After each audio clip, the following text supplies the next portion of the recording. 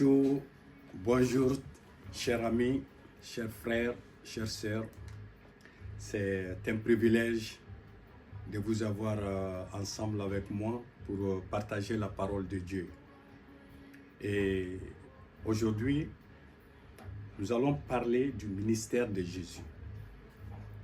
Le ministère de Jésus sur la terre est une manifestation de l'amour et de la grâce de Dieu pour l'humanité. Jésus est le chemin, la vérité et la vie. Dans la Bible, on dit qu'au commencement était la parole, et la parole était avec Dieu, et la parole s'est fait chair. Quand on lit dans Luc 1, versets 26 à 38, l'ange Gabriel apparut à Marie et dit: « Salut Marie, une grâce t'a été faite. Tu enfanteras un fils et tu lui donneras le nom Jésus. » Le prophète Ésaïe a prophétisé bien avant que l'ange apparût à Marie. Le prophète Ésaïe a dit que la Vierge enfantera. Qui pouvait croire à la prophétie d'Ésaïe? Parce que ça, c'est au-delà de la compréhension humaine. Qu'une vierge puisse enfanter. Et Marie a dit à l'ange que cela soit fait selon ta volonté. Et l'ange la quitta. Et après qu'elle fut enceinte, et alors son fiancé qui était Joseph était dans le tourment parce que ça c'était une histoire vraiment incroyable. Et qu'est-ce que les gens diront? Mais l'ange de Dieu apparaît à Joseph et dit: « Ne crains pas, Joseph. Prends ta femme Marie avec toi. L'enfant qu'elle conçut vient du Saint-Esprit. Et tu lui donneras le nom Jésus. » Le nom Jésus, c'est Dieu incarné sur la terre. Parce que Dieu au ciel, il s'appelle Jéhovah, c'est-à-dire il s'appelle Jéhovah El Shaddai. Ça, c'est son nom au ciel. Mais sur la terre, ici, la terre des humains, Dieu s'appelle Jésus. Parce qu'il est le Dieu incarné sur la terre. Parce que on a bien dit que l'enfant qui sera né, vous allez lui donner le nom Emmanuel. Qu'est-ce qu'il veut dire Emmanuel? Dieu avec nous. Donc, chers frères, chers amis, voilà en bref qui est Jésus.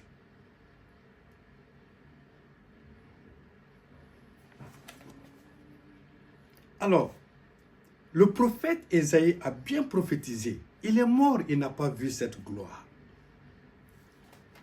Alors, nous allons lire Philippiens 2, versets 5 à 14.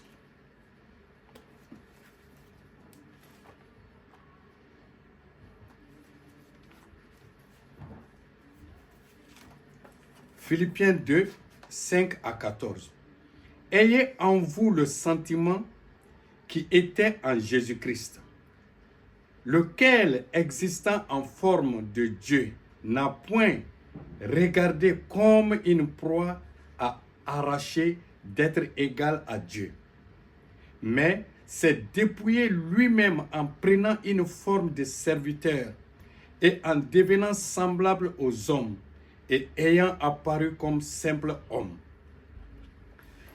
Alors, voyez, ici on nous conseille c'est-à-dire d'avoir les sentiments qui étaient en Jésus-Christ. Et on dit bien qu'il s'est dépouillé. Il s'est dépouillé lui-même, c'est-à-dire de son autorité, de son omnipotent, de son omniscience, parce qu'un homme n'est pas omnipotent ni omniscience. Il est devenu juste. Il a pris le corps d'un être humain comme toi et moi. Il s'est humilié lui-même, se rendant obéissant jusqu'à la mort, même jusqu'à la mort de la croix. Parce que le premier Adam a désobéi au jardin d'Éden. Adam a failli par désobéissance. Et il a remis, c'est-à-dire il a donné le tout pouvoir qu'il a été donné, et alors il a donné tous ses pouvoirs à Satan. Et le Satan a pris la relève par la malédiction. Mais quand on regarde dans Genèse, Dieu a donné la punition après le péché, qu'il fut tombé dans le péché, Adam et Ève. Et alors Dieu a donné la punition à Adam. Il a donné la punition à la femme. Il a donné la punition au serpent qui a séduit Ève.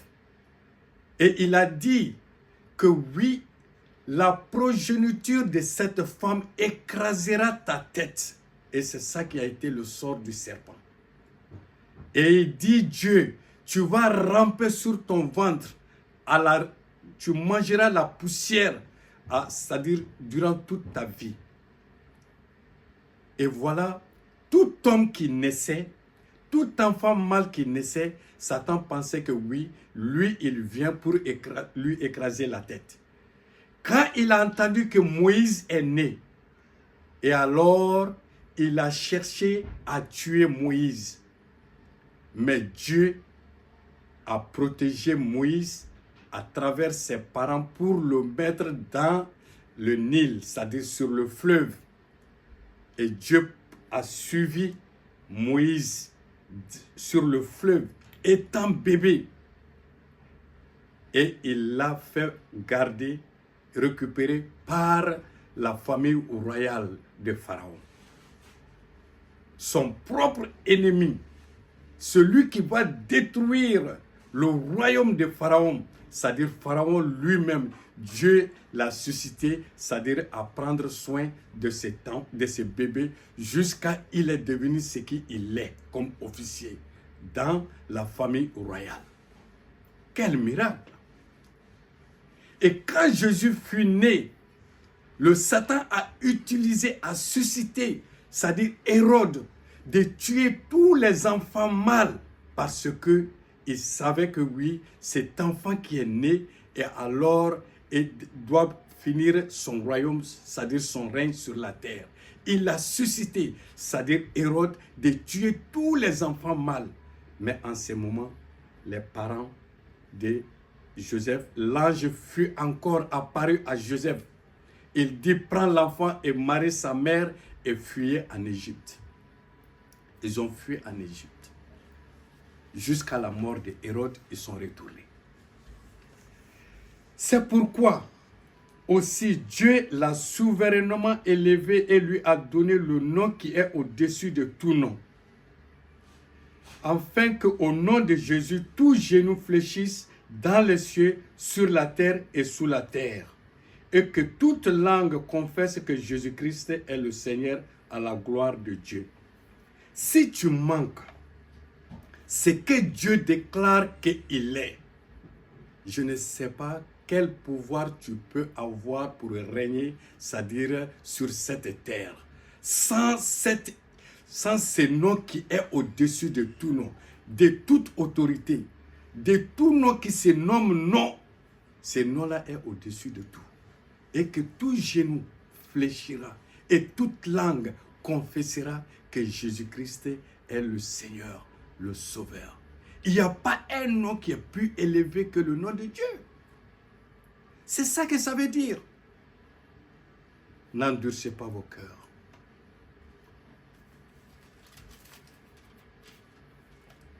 Ainsi, mes bien-aimés, comme vous avez toujours obéi, travaillez à votre salut avec crainte et tremblement, non seulement comme en ma présence, mais plus encore maintenant que je suis absent. Car c'est Dieu qui produit en vous le vouloir et le faire selon son bon plaisir. Faites toutes choses sans murmurer ni hésitant.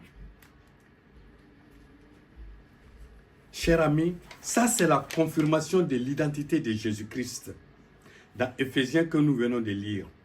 Alors le ministère de Jésus va commencer. Alors il va commencer par un baptême.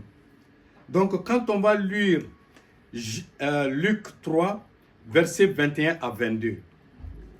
Je vais la lire pour vous.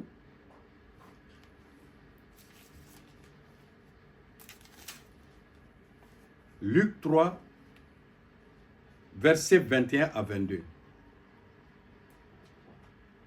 Ok. Tout le peuple se faisant baptiser, Jésus fut aussi baptisé. Et pendant qu'il priait, le ciel s'ouvrit. Et le Saint-Esprit descend sur lui sous une forme corporelle, comme une colombe. Et une voix fit entendre du ciel ces paroles. Tu es mon fils bien-aimé, en toi j'ai mis toute mon affection. Chers frères et chères sœurs, vous savez, Jésus n'avait pas besoin d'être baptisé. Parce que le baptême, c'est la submersion dans l'eau. C'est-à-dire, Jésus n'avait pas besoin, mais il nous démontre ici que pour rentrer dans son ministère, dans sa victoire, nous avons besoin, c'est-à-dire d'un baptême dans l'eau. Ce baptême de l'eau, je vais vous l'expliquer, c'est-à-dire brièvement. Alors, Jésus, en ce moment, il était 30 ans. Il partait dans les synagogues, il voyait les gens mourir, il voyait les paralytiques, il voyait les sourds, il voyait les aveugles, mais il ne pouvait absolument rien faire parce qu'il n'avait pas, c'est-à-dire le baptême, à laquelle le Saint-Esprit va venir rentrer dans le jeu. C'est-à-dire que oui, son ancienne vie, l'enfant de Marie, l'enfant de Joseph, il va enterrer, c'est-à-dire cette relation dans l'eau. Il va mourir, c'est-à-dire sa vie passée. C'est-à-dire quand on disait il était charpentier, il montait sur nos toits, il va enterrer tout ça, c'est-à-dire dans un baptême spirituel à laquelle il va mourir par son ancienne vie et ressusciter en nouveauté de vie. Chacun de nous a besoin de ce genre de baptême, de ce baptême d'immersion de l'eau. Une fois être baptisé, une fois accepter Jésus-Christ, en ce moment, il y a un pacte entre toi et Jésus. Il y a un mariage qui se fait entre toi et Jésus-Christ. Ce mariage est un pacte à laquelle qui t'amène à avoir le droit, c'est-à-dire sur l'autorité à laquelle il a le Saint-Esprit, afin que le ciel s'ouvre, il faut que tu passes par ce baptême. C'est ce qu'il a fait. Et Jean ne voulait pas le baptiser. Jean disait, non, c'est toi qui dois me baptiser. Il dit, non, il faut le faire afin que la parole, c'est-à-dire l'écriture, puisse s'accomplir. Voilà un homme humble. Voilà un homme humble. Alors, dans Luc 4, verset 1 à 4, je vais le lire, versets 1 et 4. Jésus, rempli du Saint-Esprit, revint du jardin du Jourdain, et il fut conduit par l'Esprit dans le désert. Dans le verset 14, qu'est-ce que la Bible dit? Jésus, revêtu de la puissance de l'Esprit, retourna à Galilée et sa renommée se fait repentir dans tout le pays de l'alentour. Voilà ce que on a besoin. Jésus, après ce baptême, il fut rempli du Saint-Esprit. Nous avons besoin d'être remplis du Saint-Esprit. Parce que sans le Saint-Esprit, sans être remplis du Saint-Esprit, nous ne pouvons absolument rien faire. C'est-à-dire avec Dieu. Puisque Jésus n'a rien fait sans le Saint-Esprit. C'est le Saint-Esprit qui le fait faire tout et qui le fait dire tout. Donc nous avons besoin d'être remplis par le Saint-Esprit. Et après on dit il fut conduit par le Saint-Esprit. Nous avons besoin d'être conduits par le Saint-Esprit parce que à seul nous ne pouvons absolument rien faire sans le glorieux Saint-Esprit. C'est pourquoi il est venu en nous, habiter en nous, pour que nous puissions faire tout ensemble avec lui. Parce que nous, on est zéro sans le Saint-Esprit.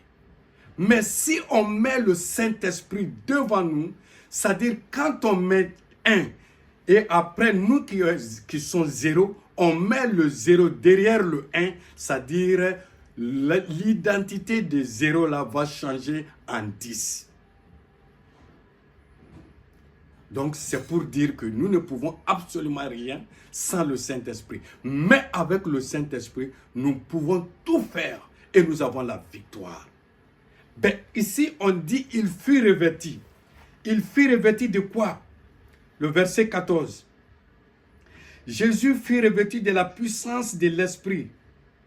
Donc nous avons besoin de cet revêtement, c'est-à-dire de la puissance céleste.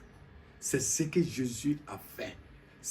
Il fut rempli, il fut conduit et il fut revêtu. Donc nous avons besoin de faire la même chose si nous voulons avoir une vie victorieuse, une vie comme Jésus a fait, c'est-à-dire durant tout son ministère de 3 ans.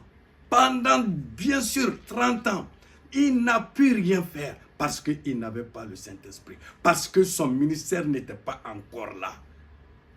Mais le ciel fut ouvert après ce baptême. Donc, frères, mes amis, je vous encourage. Je vous encourage à donner votre vie à Jésus. Parce que Jésus est l'alpha et l'oméga. Il est le commencement et la fin. Alors, je vais essayer d'aller un peu dans Marc 4, versets 35 à 38. Alors, je vais essayer d'aller vers Marc 4, 35 à 38. Jésus dit à ses disciples, passons à l'autre bord. Qu'est-ce qu'est l'autre bord? Qu'est-ce que Jésus veut nous apprendre? Passons à l'autre bord. Alors, Jésus rentre il rentre en pratique en ce moment. Il dit à ses disciples, alors passons à l'autre bord. Qu'est-ce que cela signifie pour toi et pour moi? Un voyage sur la mer. La mer représente le monde et la barque représente le corps qui est nous. Parce que en ce moment, c'est-à-dire nous vivons dans le monde, mais alors Jésus, il dit, passons à l'autre bord. Alors, l'autre bord, c'est-à-dire, c'est un voyage sur la mer à laquelle la mer représente le monde et la barque représente l'homme. Jésus en nous, espérance de la gloire. Alors, dans le verset 37, il dit, Satan veut échouer ce voyage toujours dans le même Marc, verset 38. Jésus dormait parce qu'il avait confiance en sa parole. Passons à l'autre bord. Parce que vous savez, quand vous avez donné votre vie en Christ, il y a les tentations qui sont maintenant sur ton chemin.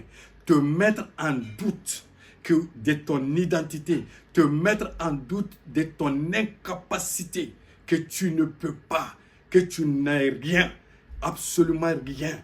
L'ennemi te fait croire à ça pour que, c'est-à-dire Jésus dans ta vie, c'est-à-dire que tu ne voies pas la prospérité, que tu ne voies pas, c'est-à-dire la réussite, que tu ne vois pas le succès, que tu ne vois pas, c'est-à-dire ton lendemain, ton futur, ton présent. Il présente tout cela en toi que oui, vous voyez, tu ne peux pas et tu ne peux pas.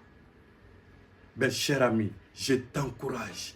Jésus étant dans ta vie, c'est-à-dire, il est tranquille. Sois tranquille, quelles qu'en soient les épreuves, quel qu'en soit le temps qu'il faut, quelles qu'en soient les tentations, sache une chose, Jésus est en toi. Il te donnera la victoire. Parce que l'autre bord, qu'est-ce que l'autre bord? C'est ta réussite, c'est le succès, c'est ta prospérité, etc. C'est pourquoi il a créé la tempête dans la vie, dans ta vie, pour que tu restes là où tu es dans ton confort, pour que tu ne voies pas ta destinée. C'est pourquoi il a soulevé la tempête durant ce voyage. Jésus était dans leur barque, de tel point qu'ils devraient périr. Ils ont réveillé Jésus. Ils ont dit, ne t'inquiète pas que nous périssons. Mais Jésus s'est levé et il a menacé, c'est-à-dire la tempête, et la mer s'est calmée. Ils ont dit, quel est cet homme qui crie à la tempête et les tempêtes l'obéissent? Vous savez une chose? C'est le Dieu incarné sur la terre. Ne regarde pas son corps physique, mais c'est l'Esprit de Dieu qui est en cet homme. C'est le même Esprit de Dieu aujourd'hui qui est en toi par le glorieux Saint-Esprit. Si vous avez accepté ce Christ, ce Jésus, rien ne vous sera impossible. Rien. Puisque rien n'était impossible à lui. Parce qu'il a dit tout ce que je fais, tout ce que je dis, alors je ne le fais pas de moi-même, je le fais par le Père qui m'a envoyé. Parce que Philippe l'a posé, un de ses disciples lui pose la question, Maître, montre-nous le Père, cela nous suffira. Mais Jésus a répondu, je suis avec vous depuis tous ces temps et vous ne savez pas qui je suis et vous demandez qui est le Père. Il dit, celui qui m'a vu a vu le Père. Voilà la confirmation. Ne doutez pas à cela. Ayez la foi que vous avez Christ en vous. Et vous allez traverser les obstacles. Vous allez traverser les montagnes. Vous allez parler à vos montagnes et vos montagnes se déplaceront. Vous allez prier pour les malades seront guéris. Vous allez prier pour ceux qui sont possédés des esprits impurs. Et ces esprits impurs vont fléchir genoux au nom de Jésus. Rien ne vous sera impossible désormais.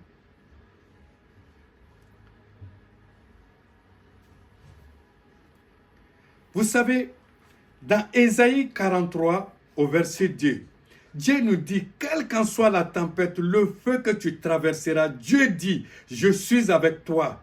Dans tes moments, dans tes épreuves, dans tes moments difficiles, qu'il sera avec toi.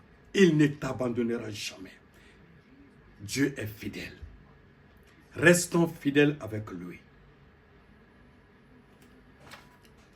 Paul dit, j'ai été crucifié avec Christ. Si je vis, ce n'est plus moi qui vis, mais c'est Christ qui vit en moi. Si tu as cette déclaration, si tu as cette certitude, il n'y a aucun démon qui peut te posséder ou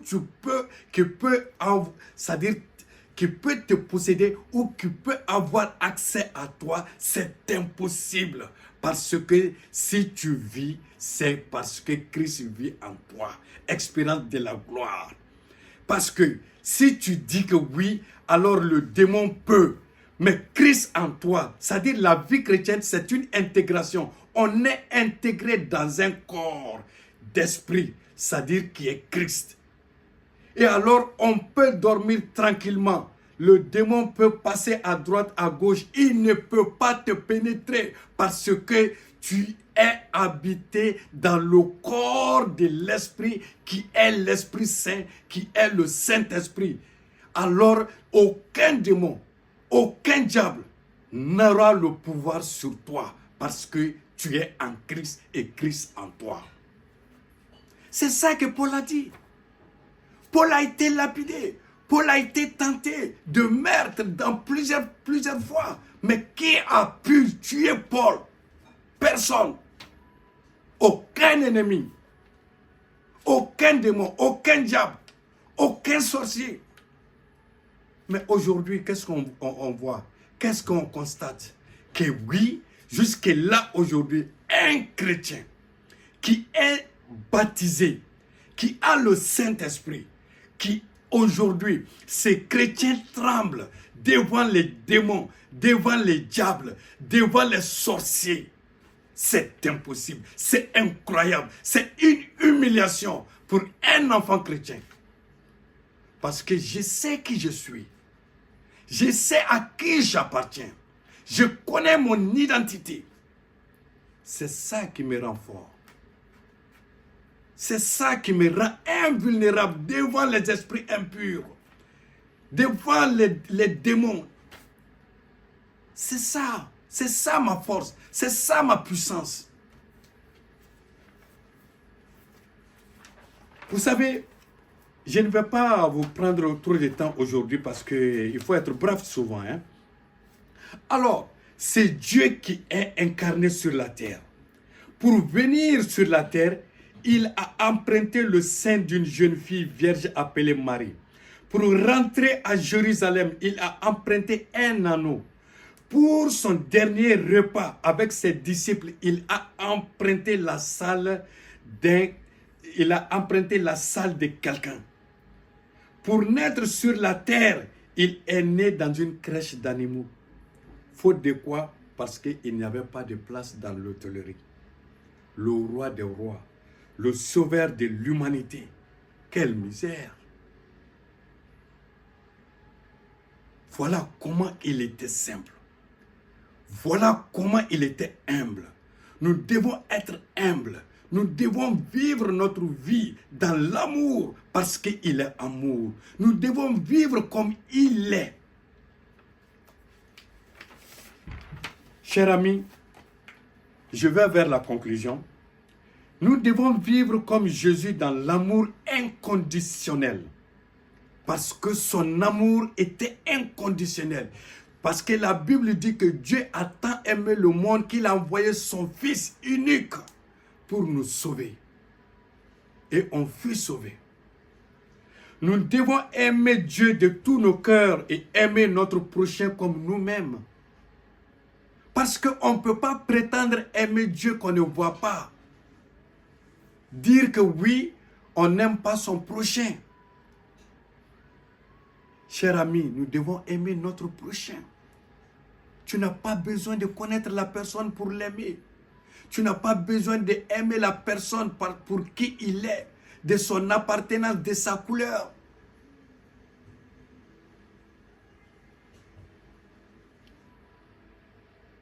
Nous devons pardonner comme lui-même nous a pardonné à la croix en ressuscitant, comme lui-même il nous a pardonné à la croix, en nous réconciliant au Père, toute l'humanité.